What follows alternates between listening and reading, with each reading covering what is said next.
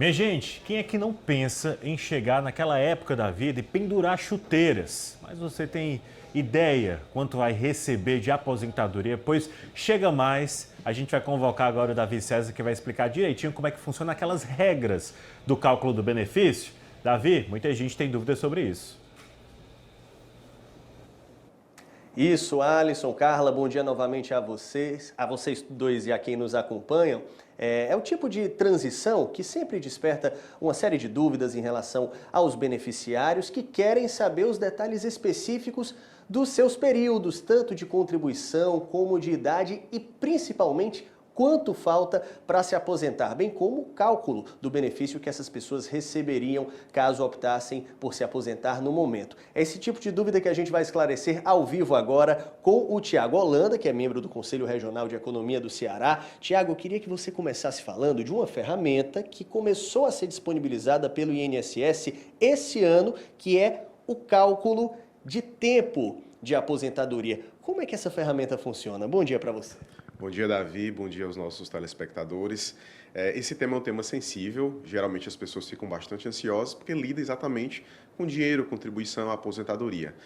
Pensando nisso, né, em reduzir essa ansiedade e dar mais informações para os cidadãos, o governo, então, entrou com esse programa, esse aplicativo, o Meu INSS, exatamente para que os cidadãos possam inserir as suas informações e entender melhor em qual regra eles se adequam na hora de se aposentar. Hoje, Davi, nós temos várias regras em vigor. E às vezes você consegue se aposentar por uma e não por outra.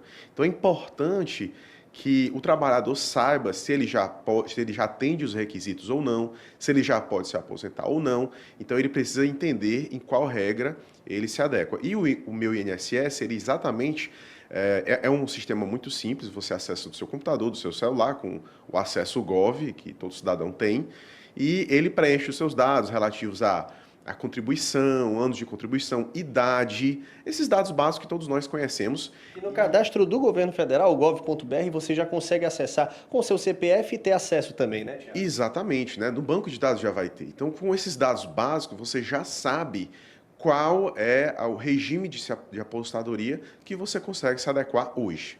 Nessa brincadeira, uma vez eu fui simular, viu, Tiago? Deu umas décadas aí pra frente, eu até nem simulei de novo. Mas para quem já tá mais pertinho de se aposentar, é uma dica. Agora vamos falar sobre as regras de transição, porque de tempos em tempos a gente tem alterações nessas regras e até 2027 ela vai chegar, enfim, no seu ápice, na sua conclusão. Hoje, 2025, como é que está esse sistema de pontuação do INSS e, para quem ainda não sabe, como é que esse sistema de pontos funciona na prática? É importante, antes de explicar as três principais regras, enfatizar que nós estamos em um período de transição e por isso está um pouco mais complicado porque estamos migrando de um regime, de uma regra para outra. Então, esse número a mais de regras se deve a essa transição. Então, hoje, 2025, nós temos três regras principais em vigor.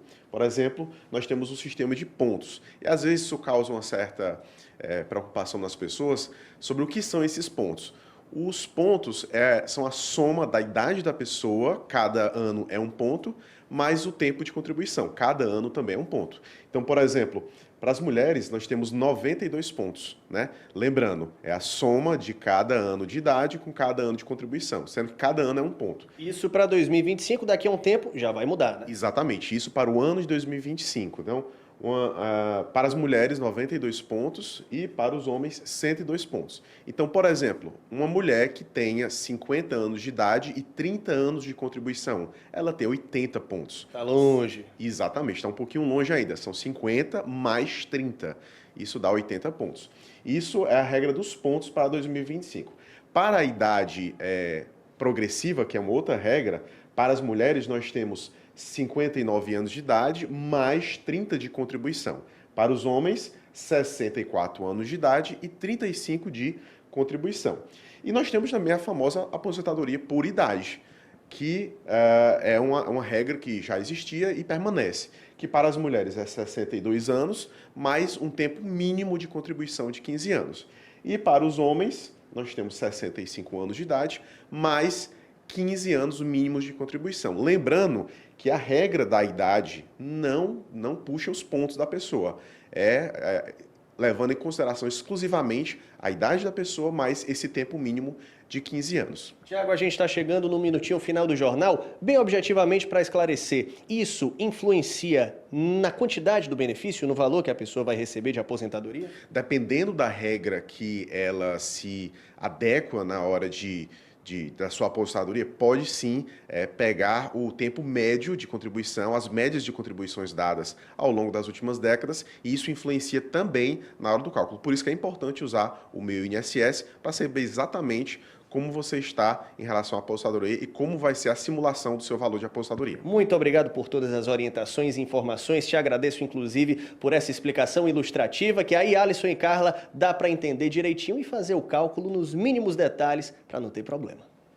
Exatamente, vai ajudar muita gente. Davi, muito obrigado.